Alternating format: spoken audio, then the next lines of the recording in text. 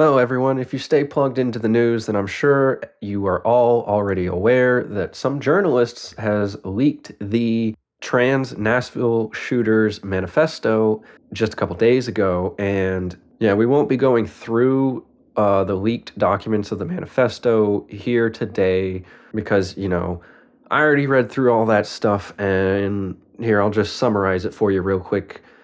Audrey Haling, the girl that did the shooting, she was very messed up in the head. She was on SSRIs.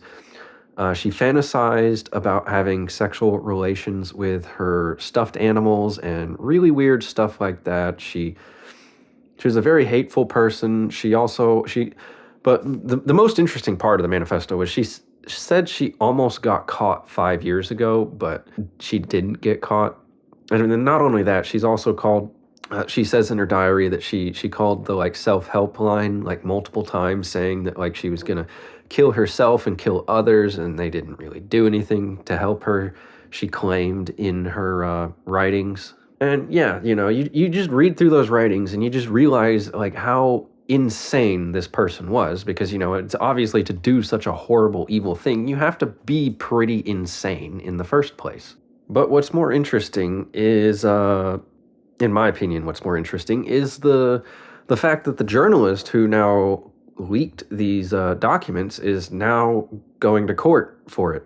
That's right. You heard me right. The journalist who released the manifesto more than 1 year after the shooting is now going to court to answer for his crimes of, quote unquote, leaking the manifesto. What the fuck are they trying to hide here, guys?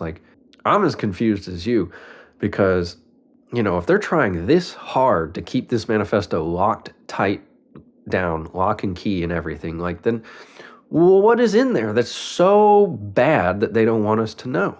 Not only that, why can't, this chick, Audrey Haling, she was clinically treated by the Vanderbilt Institute, and they refused to release her medical documentations, and they also refused to tell anyone the medication she was on. The only thing they'll admit is she was taking SSRIs at the time of the shooting.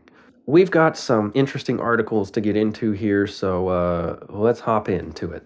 Journalist threatened with jail over publishing trans shooter Audrey Hale's deranged journal writings. A journalist from the Tennessee Star is being summoned to appear in court and faces jail time for publishing journal writings of transgender shooter Audrey Hale, sparking freedom of the press concerns. The article revealed that Hale, who shot and killed 6 people at the Covenant Elementary School in March 2023, wrote about her imaginary penis and how she would kill to get puberty blockers weeks before her horrific act. For more than a year, Nashville Chancellor Yashia Miles has been presiding over a public records case wherein the plaintiffs are suing to get the right to release documents related to the shooting. Families of the victims are on the exact opposite side, trying to bury the documents and keep them out of the public eye. But since the case is ongoing, Miles is claiming that the Tennessee Star may have published certain purported documents and information that should have remained under seal. At Miles' request, Tennessee Star editor-in-chief Michael Patrick Leahy will appear in court Monday to explain why his news outlet didn't violate the court order. Leahy, who also serves as CEO of Star News, digital media publisher of the Tennessee Star, claims his outlet has done nothing wrong throughout the course of its reporting. The Star has claimed a June 5 story didn't actually publish any of the leaked images of her journal entries, but just snippets from it, reported the Associated Press. This could raise First Amendment issues, said Deborah Fisher, Tennessee Coalition for Open Government's executive director. Jeff Clark, a former U.S. attorney, also sided with Leahy, saying he was just doing a journalist's job and getting crucial information about the shooting. Leahy is in jeopardy in Tennessee state court for trying to get out the Covenant killer Audrey Hale's manifesto and presumably other info about her. Clark wrote on X, "The American people deserve to know the details of how Hale was radicalized by the trans agenda, and the victim's family especially deserve to learn that information." Hale, 28, was a transgender artist who identified as a male named Aiden, shot her way into the Tennessee Elementary School in March 2023, killing 3 adults and 3 9-year-olds. Before responding officers killed her. Officers found her writings in the car she drove to the elementary school, and the Star reported on nearly 4 dozen images of notebook pages written by Hale provided by a source familiar with the investigation.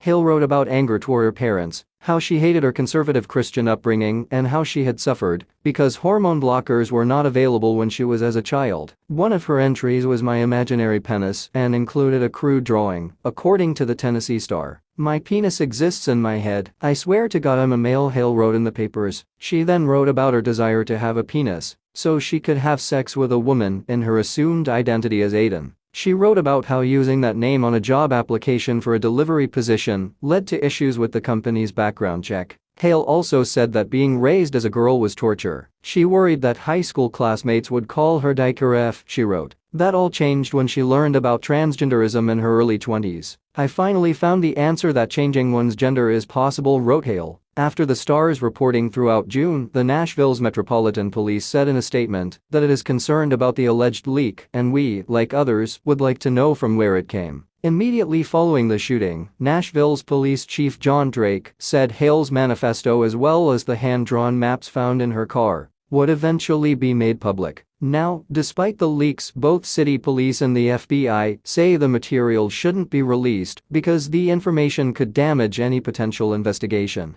In a statement to the Center Square, Leahy said he plans to defend his and his outlet's rights to publish relevant information about the shooting. Yes, I intend to appear in court on Monday at 11 a.m. along with my attorneys, Nick Berry with America First Legal and Daniel Horwitz, a nationally recognized First Amendment attorney based here in Nashville, Leahy told the Center Square Sunday. You know, isn't that interesting? I thought the biggest takeaway from that article was the fact that the families of the victims are the ones who are trying to keep this manifesto locked down. You know, first they tried to claim copyright or whatever it was, and that was a long time ago, but yeah, it's just insane how it's like the victims of the shooter don't want people to know what the shooter was thinking before it happened. I'm sorry, that's not how this works, guys. That's not how this works, okay? When somebody becomes a mass killer like that, then we get to go dig through their personal crap to try and find out how we could prevent it from happening again. But I think that's the exact reason why the government doesn't want us to have access to these documents, because if we do, then we will have written, documented proof that the government could have stopped this girl, and they didn't. They failed. The system has failed. And that is why they don't want to release these documents to the public, because it will just highlight how much the government has completely dropped the ball here, and that this totally should have been prevented, because if I'm remembering correctly, I'm pretty sure Audrey Hayling was not investigated, but interviewed by FBI agents at one point before the shooting. I don't remember what for or what it was about, but if I'm remembering correctly, you know, because look, it's been a whole year that I've been hearing articles come out about this chick, and it's ridiculous they still haven't released the manifesto yet. It's a year, guys. What are you hiding? But then again, we know what you're hiding. You're hiding your own incompetence. That's why you're hiding it. Because you don't want us to know that you suck at your job and that we shouldn't be paying you to do that because you don't fucking do anything, government. No, they just want to let people run wild like this, and then when they do something crazy, then the government comes in and says, oh, well, you see, now we gotta take your guns. We can't trust you guys with guns, you know. You just go and shoot up a school if we let you have guns, so we gotta take all your guns away now. Like, no. Get fucked, assholes. You could have stopped this. You could have prevented this, and you guys didn't. You failed at every step of the way, and now we're in this situation, and now you're trying to cover up your own incompetence. Fuck you, government.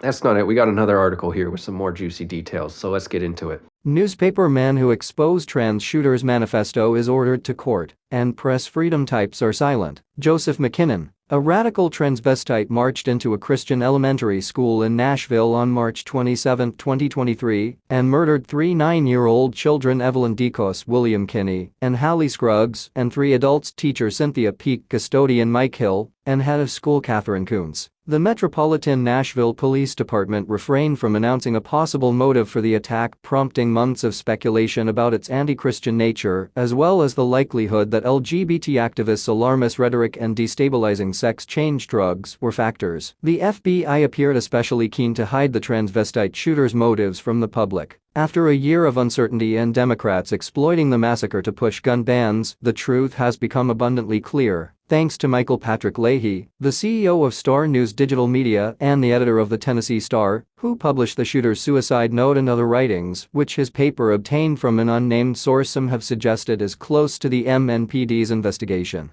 It appears Leahy may ultimately pay a price for doing his job and protecting his source, after Stacey Cameron, a reporter for a local Fox News affiliate, effectively snitched on the Tennessee Star for detailing the shooter's leaked writings. Lashia Miles, the Democratic judge for Part 3 of the Tennessee 20th Judicial District Chancery Court, ordered Leahy last week to court for a show cause hearing. The purported point of the hearing, set to take place Monday, is to determine why the alleged publication of certain purported documents by petitioners Star Digital Media and Michael Leahy, as the editor-in-chief, does not violate the orders of this court, subjecting them to contempt proceedings and sanctions. Blaze News investigative reporter Steve Baker, who himself was arrested earlier this year for working in a journalistic capacity, will be on the scene for the hearing and has spoken with Leahy concerning the hazards of reporting on what the liberal media appears otherwise keen to ignore. My feeling is that this very lower court judge is being pressured by somebody far above her pay grade to bring action here against a local journalist who legally acquired documents and information about one of the most substantial shootings in the country last year, Baker told Blaze News. This was obviously a situation where the FBI did not want these documents out, did not want the manifesto out. Baker suggested that the apparent aim is to stop the release of documents, that the powers that be see as inappropriate, because, once again, we have a favored class of citizens, a subclass of transgender people, and such damning information might also implicate the use of profitable antidepressants and puberty blockers. Blaze News reached out to the ACLU, as well as its Nashville chapter, about the prospect that a newspaper man might be punished for doing his job. Neither responded by deadline. PEN America and Freedom House similarly did not respond to questions about their ostensibly selective support for embattled reporters. Background: when it became clear that officials weren't going to cough up a motive or the shooter's writings, the Tennessee Firearms Association and the Nashville Police Association unsuccessfully sued, demanding that officials release the killer's manifesto and other writings. When the FBI denied its public records request, Leahy's Tennessee Star also filed a lawsuit. The documents are public record and they should be released. Metro government failed to release them. We asked them nicely. They didn't. They shared those documents with the FBI, and we asked them nicely in accordance with the law. When government entities don't comply with the law, we have recourse through the courts, said Leahy. Extra to pressure from the free press and local organizations, law enforcement officials were met with a request from 77 Tennessee House Republicans for the transvestite shooter's writings, as well as relevant medical records and toxicology reports. The MNPD dragged its feet and asked a court to first permit family members of the victims and other interested parties to raise objections to the release of the documents. Sure enough, the Covenant Presbyterian Church and the Associated School filed a motion to block the release of the manifesto, citing privacy concerns. Parents with children at the school also filed a motion in May 2023 against the release of the manifesto, expressing concern that its content might inspire future shootings, a line of argumentation nearly identical to that advanced by the FBI that same month. Blaze News previously reported that officials with the FBI's Critical Incident Response Group wrote to Nashville Police Chief John Drake on May 11, 2023, about the value in suppressing so-called legacy tokens, claiming that public access to legacy tokens will contribute to future attacks. The FBI also warned that a failure to hide the truth from the public will also facilitate false narratives and inaccurate information, and possibly even inflammatory conspiracy theories, by unsanctioned experts. The success of this apparent federal-supported cover-up was endangered when conservative commentator Steven Crowder released 3 pages of the manifesto, which were later authenticated. Nashville's Democratic mayor vowed to investigate the leak, and 7 MNPD officers were placed on administrative duty. The investigation proved fruitless.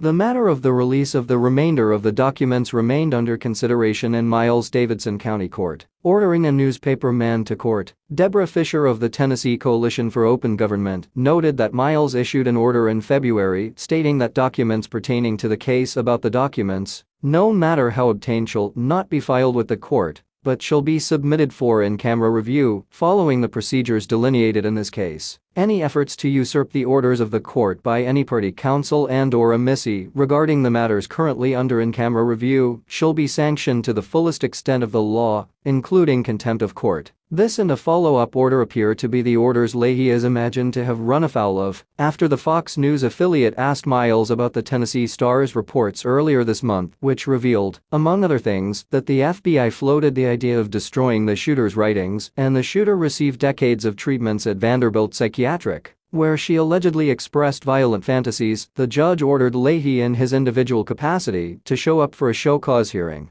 Daniel Horwitz, counsel for Leahy, stated in a June 12 court filing that the court's show cause order violates Tennessee's SHIELD law protecting journalists' sources and information, whether obtained confidentially or not. Horwitz also suggested that the newly minted Democratic judge's order also contravenes Tennessee's contempt law, deprives Mr. Leahy of minimum due process guarantees, and suffers from other serious constitutional infirmities. The court filing further indicated that Miles' order did not specify the orders of this court that were supposedly violated. In contempt proceedings, the order underlying the charge must be clear, specific, and unambiguous, wrote Horwitz. The conduct detailed in the court's show cause order does not plausibly violate any of the court's previous mandates. Miles refused to rescind her order, noting that if she concludes a leak did in fact occur by any party to this case, and that such action was in violation of the orders of this court, or that there has been any abuse of, or unlawful interference with the process or proceedings of the court, or any violation as set forth in Tennessee Code Annotated 29-9-102. This court may then enter an order and notice appointing an attorney as amicus curiae to the court for investigative purposes, and to initiate and prosecute a contempt citation.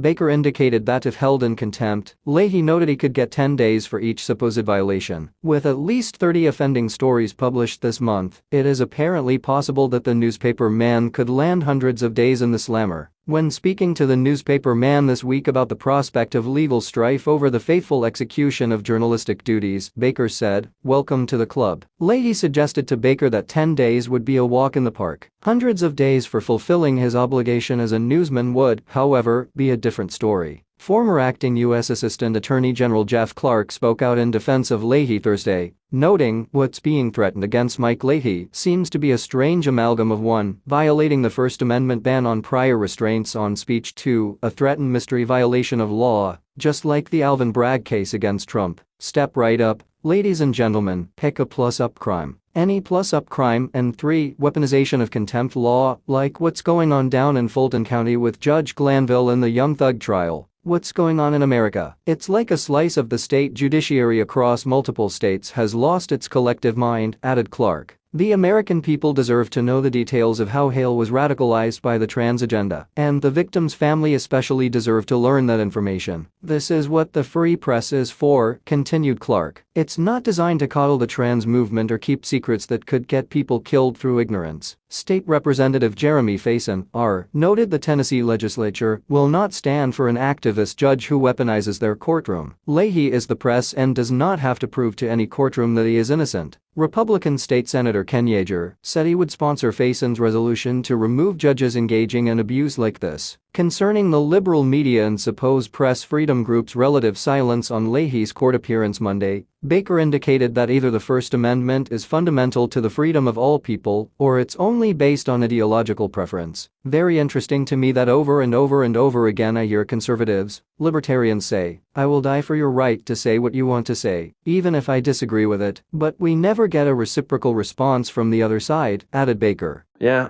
I ain't got much left to say besides insults and just slinging hate towards the government. I think you guys already get it by now, so we're just going to go ahead and end it here, and I'm just going to go ahead and say, if you haven't seen the police body cam footage of them taking down this piece of human garbage, it is quite entertaining. I'd recommend watching it because this chick takes about 2 or 3 rounds of 5.56 into the back, and it folds her like a fucking pancake. It is hilarious.